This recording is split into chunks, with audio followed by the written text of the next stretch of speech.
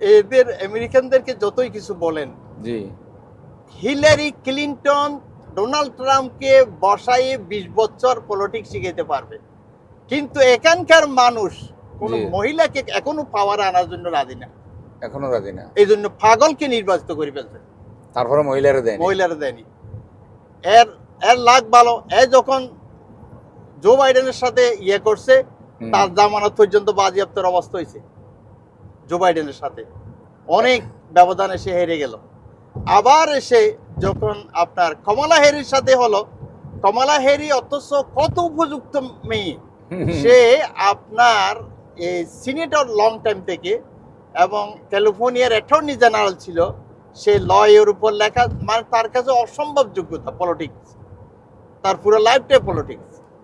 কিন্তু ডোনাল্ড ট্রাম্পের কাছে হেরে গেল। ডোনাল্ড ট্রাম্পের কাছে কোনো চরিত্রই নেই, মানুষ তাকে পাগল ছাড়া, আমেরিকান মানুষ বলে সে তো একদম পাগল, এরকম বলে। এরা তো বলে পাগল।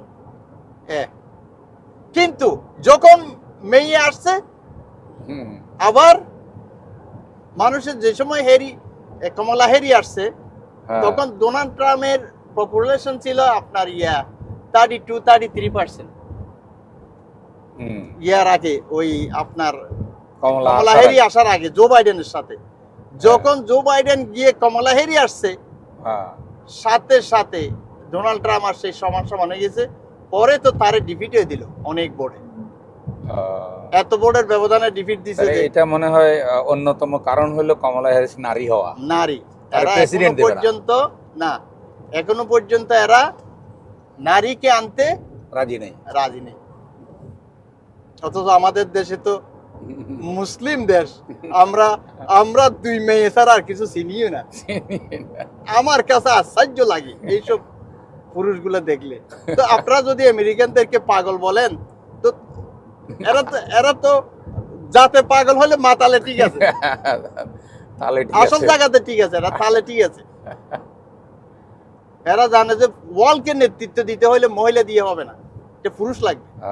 এই পর্যন্ত একজনও তো মহিলা প্রেসিডেন্ট হয়নি। আছে রাষ্ট্রের গুরুত্বপূর্ণ অনেক পদে মহিলা আছে, কিন্তু মূল পদে নাই। মূল প্রেসিডেন্টের পদে মহিলা নাই। দেখছেন, এটা গুরুত্বপূর্ণ পয়েন্ট আপনি তুলে ধরলেন আসলে।